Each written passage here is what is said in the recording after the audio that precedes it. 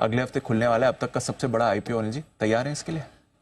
हम तो तैयार है, बाजार को तैयार करना है, मार्केट का मूड माहौल देखना है कि किस तरह का होता है, क्योंकि इस महीने दीप कई सारे बड़े आईपीओ खुलने को तैयार है। Yes. हुंडई आ रहा है, स्विगी आ रहा है, उसके अलावा भी कई सारे और बड़े आईपीओ जो 1000 से 5000 करोड़ रुपए की रेंज के 4-5 आईपीओ कम से कम और है जो तैयार है आने के लिए, ठीक है ना। 15 अक्टूबर को हुंडई खुलेगा, 1865-1960 का इनका रेंज दिया है। 25,000 करोड़ की टेंटेटिवली साइज है, सोच रहे हैं कि शायद थोड़ी सी बढ़ा भी सकते हैं, 1000-2000 करोड़ से। अब तक का सबसे बड़ा आईपीओ होगा हिंदुस्तान के इतिहास का।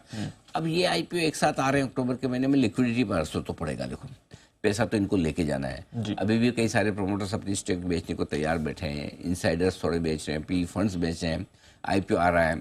अब देखो हुंडई का आईपीओ आ रहा है, तो हुंडई के आईपीओ में क्या है, ऐसा नहीं कि हुंडई को कुछ 25,000 करोड़ लेके आके इंडिया में निवेश करने वाला है।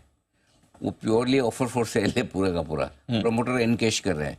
सो अब ये पैसा तो जा ही रहा है ना, ये पैसा बाहर ही निकल रहा है। अच्छा, लोकल प्रमोटर अगर समझो ब्लॉक डील में कोई सेल करता है, फॉर एग्जांपल किसी प्रमोटर की तरफ से आपको सेलिंग दी है, तो वो पैसा वापस बिजनेस में आता है जी।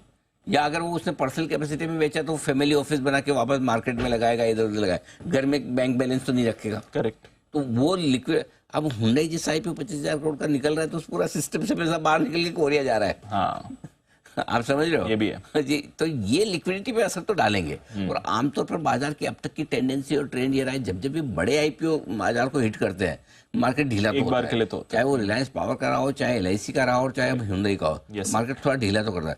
बड़े आईपीओ से मतलब ये नहीं कि आईपीओ जिसको रेस्पॉन्स ज्यादा मिल रहा हो, मैं उसकी बात साइज की बात कर रहा हूँ। साइज जो है बड़ी साइज, जैसे रेस्पॉन्स तो बजाज हाउसिंग को भी मिला था, रेस्पॉन्स तो टाटा टेक्नोलॉजी को भी मिला था, लेकिन उनकी आईपीओ साइज इतनी बड़ी नहीं थी।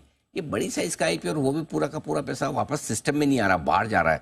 तो थोड़ा मुझे लगता है कि अक्टूबर के महीने में आगे, मिड अक्टूबर में, वहां से लेकर दिवाली तक थोड़ा नजर रखना पड़ेगा ये आईपीओ से पैसा जो सिस्टम में खींचने की जो कोशिश होगी। क्योंकि तो दूसरा क्या है दीप की एफआईज आ नहीं रहे, ठीक है, और अगर ये पैसा निकालेंगे तो थोड़ा सा मुश्किल हो सकता है मामला, ये ध्यान में रखने की बात। Got it. तो चलिए, ये थोड़ा एक मामला हो सकता है। अगले हफ्ते खुलेगी आईपीओ, और ऑफ कोर्स इसका पूरा डिटेल में विश्लेषण तो हम करेंगे ही।